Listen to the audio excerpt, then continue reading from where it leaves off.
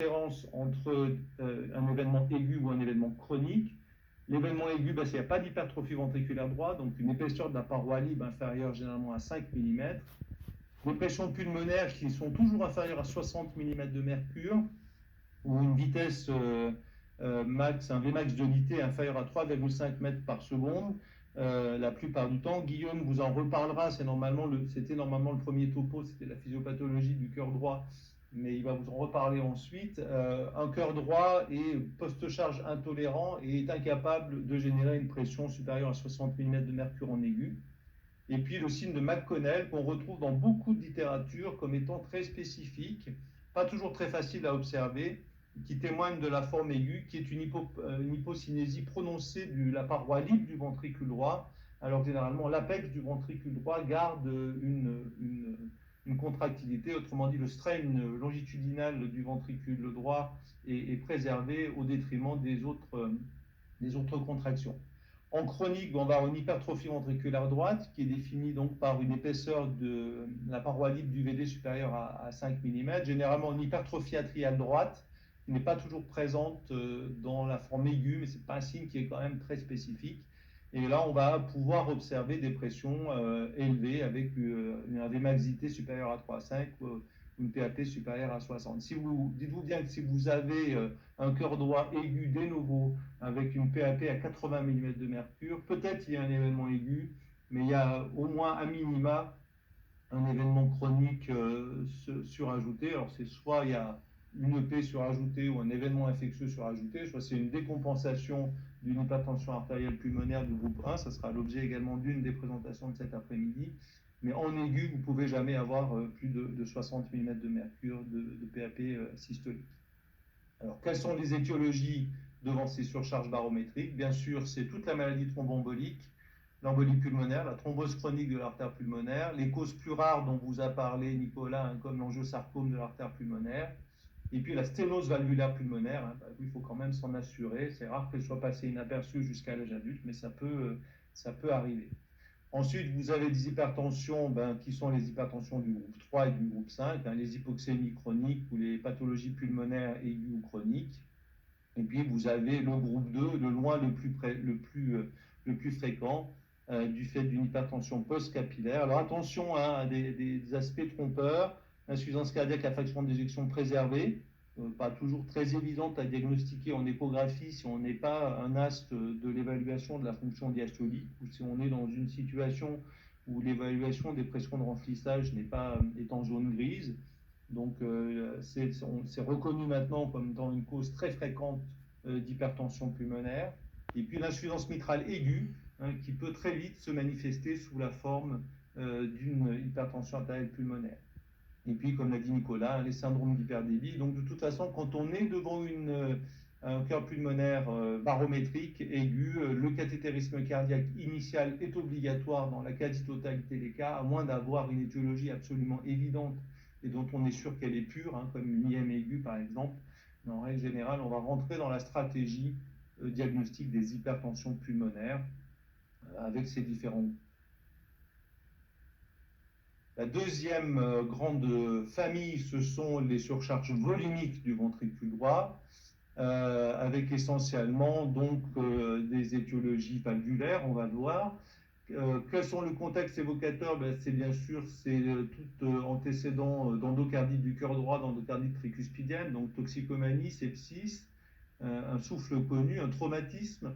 Un des patients qu'on avait vu arriver à l'USIC il y a quelques années, c'était un pilote de la protection civile qui s'était craché avec son hélicoptère et puis qui s'en était sorti entre guillemets indemne et qui est arrivé 6 mois plus tard en décompensation cardiaque droite parce qu'il avait explosé un pilier de sa valve tricuspide avec une unité massive qui avait été tolérée pendant quelques mois. Donc pensez au traumatisme également. La clinique et l'électrocardiogramme ne sont pas spécifiques. L'échographie par contre va être un élément d'orientation important. C'est qu'en règle générale, en diastole, on va avoir la conservation de l'aspect sphérique du ventricule gauche du fait d'une absence d'élévation des pressions intraventriculaires droites, en systole, les pressions intraventriculaire gauche systolique reste supérieure aux pressions intraventriculaires droite systolique, contrairement à ce qu'on va observer dans l'hypertension pulmonaire. Donc en systole, le ventricule gauche garde un aspect sphérique et n'a pas cet aspect en D ou en ellipse. Et c'est par contre en diastole qu'on va observer l'écrasement du ventricule gauche par le ventricule droit, puisque ce sont les pressions télédiastoliques du ventricule droit qui vont être très élevées du fait de cette surcharge volumique. Et c'est à ce moment-là qu'on va observer stricto sensu pour les puristes ce qu'on appelle le septum paradoxal, qui est donc un signe TM, et non pas comme l'inversion de la courbure septale, signe 2D d'hypertension pulmonaire, qui est le fait que pendant la diastole, vous avez le septum interventriculaire qui va se rapprocher de la paroi postérieure du ventricule gauche au lieu de s'en éloigner du fait de cette brusque augmentation du volume intraventriculaire droit en diastole qui vient repousser le septum. Donc ça, c'est souvent, hein, quand on est un peu débutant en échographie, on dit on voit un gros cœur, un VD avec un septum un peu bizarre, bon c'est une HTAP, non attention, hein, c'est pas toujours une HTP, pardon. Il faut éliminer ces surcharges volumiques du ventricule droit et l'ETM va le permettre de le faire et arrêter votre ciné-loop pendant la systole et vous verrez qu'à ce moment-là en systole on a un ventricule gauche qui reste parfaitement sphérique. Alors quelles sont les étiologies? Ça va être essentiellement les régurgitations valvulaires, insuffisance tricuspide, insuffisance pulmonaire plus rarement, les shunts gauche-droit très tricuspidiens, c'est-à-dire les communications interatriales. Donc ça, en général, on ne passe pas trop à côté du diagnostic. L'erreur classique, hein, parce que ça, c'est un diagnostic qui est quasiment impossible si on n'est pas un expert de l'échographie, ce sont les retours veineux pulmonaires anormaux qui vont donc donner des shunts prétricuspidiens avec une énorme surcharge volumique du ventricule droit et qui va passer inaperçu en écho si on n'est pas expert, et même si on est expert d'ailleurs parfois, et il va falloir, devant ces signes que je vous ai indiqués de surcharge plutôt volumique qu'on n'explique pas, aller à l'imagerie en coupe, hein, que ce soit l'IRM ou le scanner, pour rechercher ce retour veineux pulmonaire anormal. En gros, si vous avez une surcharge volumique et que vous n'avez pas de grossité, vous n'avez pas de CIA, il faut faire de l'imagerie en coupe pour rechercher ce RVPA. Alors ça traîne partout, mais bon, c'est quand même relativement rare. C'est l'hyperhydratation. C'est ce qu'on peut voir parfois dans les chocs septiques en réanimation médicale où les patients très vasoplégiques sont en plus de la noradrénaline hyper remplie, si j'ose dire, et on peut avoir une dysfonction droite induite par cette hyperhydratation, mais c'est relativement rare. Donc, il faut faire une échographie attentive, et puis si on n'a pas l'explication par une valvulopathie évidente, il faut faire un cathé cardiaque avec des oxymétries étragées pour rechercher ce shunt prétricuspidien et avoir assez systématiquement recours à l'imagerie en coupe, parce que c'est pas parce qu'on a une CIA, hein, en particulier un ostium primum, qu'on va pas avoir, on a un retour veineux pulmonaire anormal associé. Et puis après, si on a éliminé les surcharges systoliques et les surcharges diastoliques, autrement dit les hypertensions pulmonaires et les surcharges volumiques du ventricule droit, on va se retrouver à proprement parler dans les étiologies qui sont finalement parmi les plus rares, qui sont les cardiomyopathies du ventricule droit. Alors, le diagnostic est assez facile quand on est dans le cadre d'une cardiopathie biventriculaire, hein, cardiomyopathie primitive dilatée ou hypertrophique, ou dans le cadre par exemple d'une amylose, mais voilà, lorsqu'on est sur un cœur droit isolé, il va falloir rechercher un certain nombre de causes pouvant nécessiter parfois d'aller jusqu'à la biopsie endomyocardique ventriculaire droite dans certains cas. Donc il y a des contextes un peu particuliers, des contextes qui sont très spécifiques, où on va avoir une cardiomyopathie pure du ventricule droit. C'est le contexte dans les centres de chirurgie cardiaque, c'est la dysfonction VD post-CEC, par défaut de cardioprotection du ventricule droit. C'est bien sûr la dysfonction ventriculaire droite après mise en place d'une assistance monoventriculaire gauche de type Heartworth ou HeartMate, où on a sous-estimé ou surestimé plutôt la capacité du ventricule droit à s'adapter à la brusque augmentation de débit cardiaque gauche que va imposer l'assistance monoventriculaire gauche. Donc là aussi, je pense que ça fait l'objet d'un des séminaires de l'évaluation du cœur droit avant assistance mono-gauche. C'est vraiment un problème extrêmement difficile.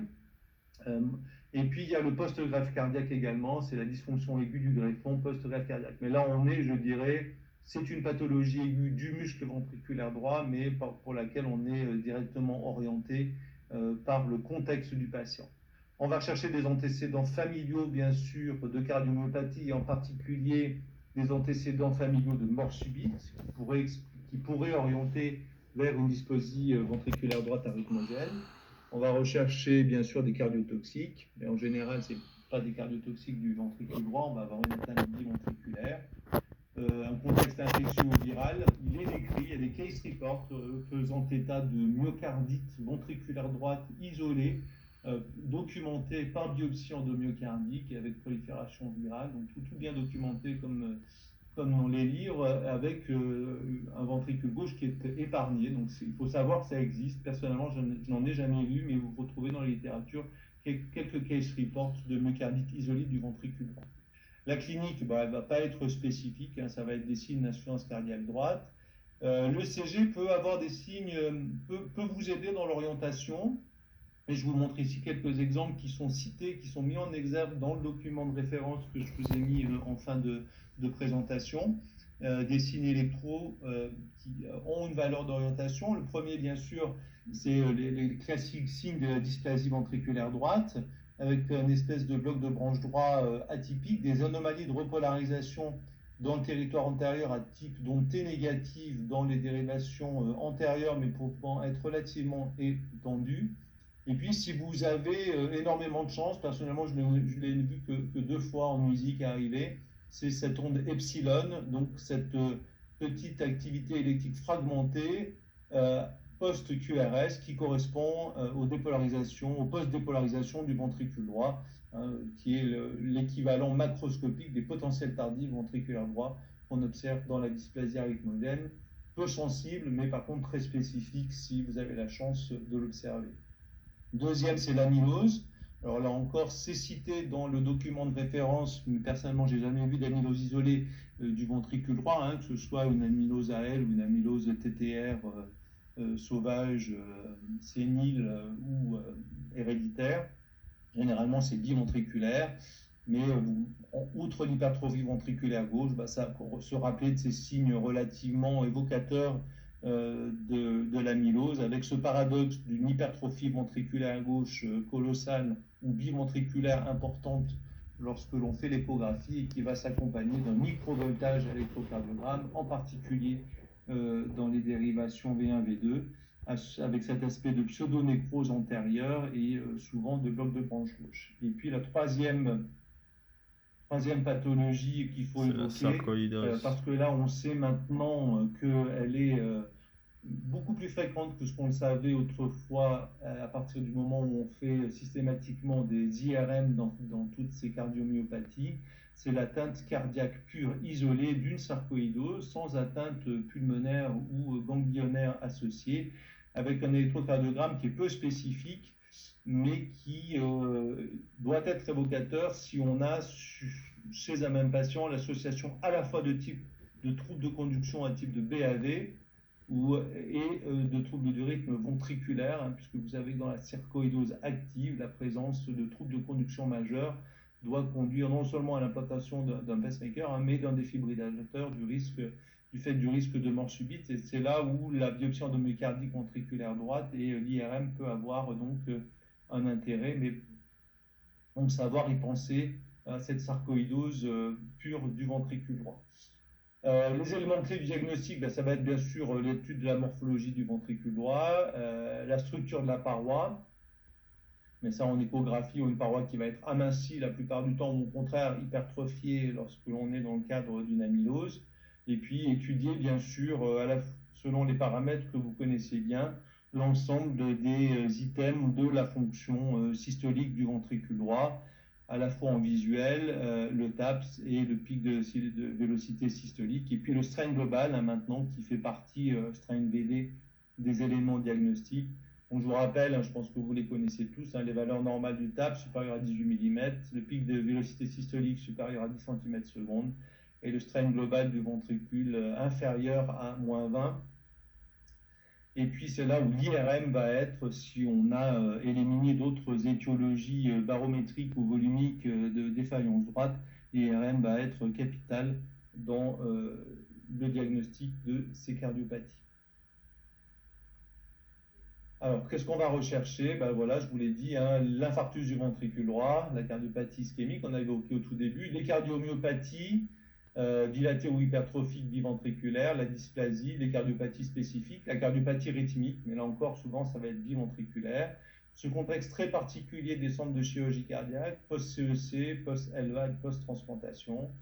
Et puis, se rappeler qu'il existe effectivement des formes de myocardite aiguë isolée du ventricule droit que l'on retrouve dans les causes classiques avec quelques case reports. Alors ça, c'est le raisonnement à suivre. Il faut savoir parfois, ce n'est pas aussi simple. Je vous laisserai lire cette diapo un petit peu complexe. Hein, vous avez ici toutes les étiologies potentielles de dysfonction ventriculaire droite aiguë, soit due à une cardiomyopathie, à une surcharge barométrique ou à une surcharge volumique, avec des pathologies qui vont souvent associer plusieurs de ces mécanismes physiopathologiques, ce qui peut rendre parfois ce diagnostic un petit peu plus complexe.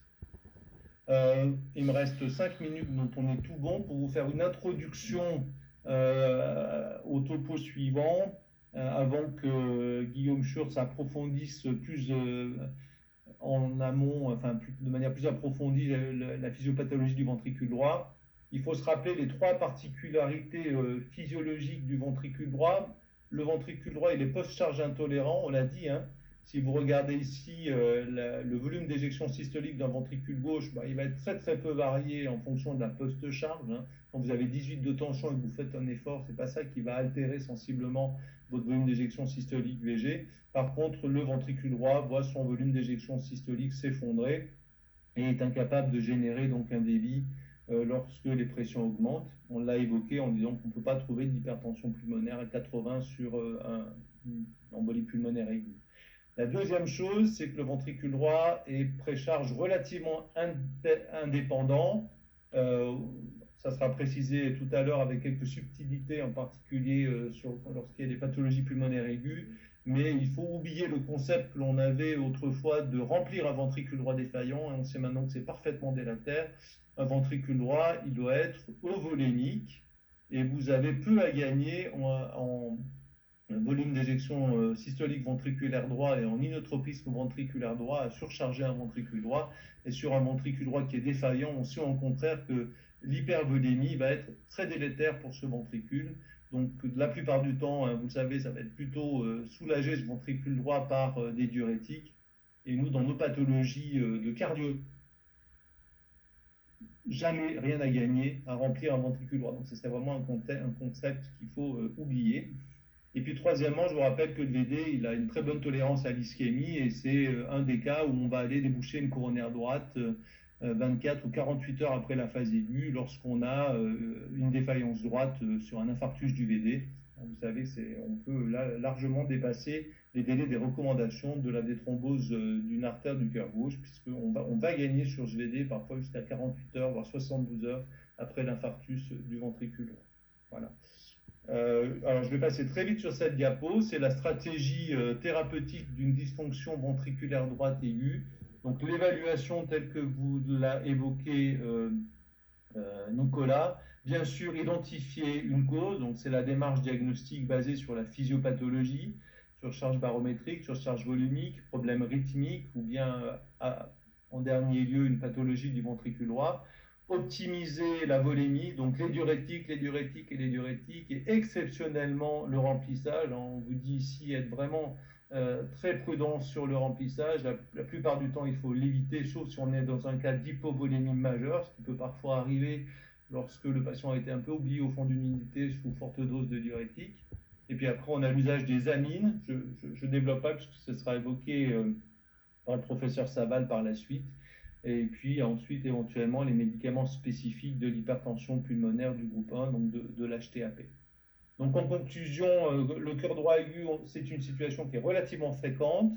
Il y a 4 diagnostics faciles, c'est la cardiopathie gauche, ça va être la plus fréquente avec son retentissement droit, donc les hypertensions pulmonaires du groupe 2 ou les cardiomyopathies biventriculaires, tout ce qui est la maladie thromboembolique pulmonaire aiguë ou chronique, l'infarctus du VD, la tamponade, là on fait le diagnostic en posant, je dirais, la sonde d'écho après la clinique et le CG. Dans les autres cas, donc rappelez-vous cette démarche qui doit être physiopathologique, hein, les pressions, la volume et la fonction, donc rechercher une hypertension pulmonaire, si ce n'est pas le cas, rechercher une surcharge en volume, pas passer à côté d'un shunt pré-tricuspidien, et uniquement lorsqu'on aura éliminé ces deux grandes étiologies, se pencher vers la cardiomyopathie du ventricule droit. Place centrale de l'échographie, cathé droit souvent utile en particulier pour les oxymétries imagées, et puis IRM devient maintenant l'examen de référence pour le diagnostic de ces pathologies. Et le traitement, ben, c'est toujours le traitement étiologique, l'euvolémie, hein, donc jamais l'hypervolémie, et puis ensuite les traitements spécifiques pouvant aller jusqu'à l'ECMO, comme ça sera évoqué tout à l'heure. Voilà, j'ai terminé donc pour cette partie. Voilà, vous avez ici les deux documents de référence, donc, qui ne sont pas très récents, 2019, 2000.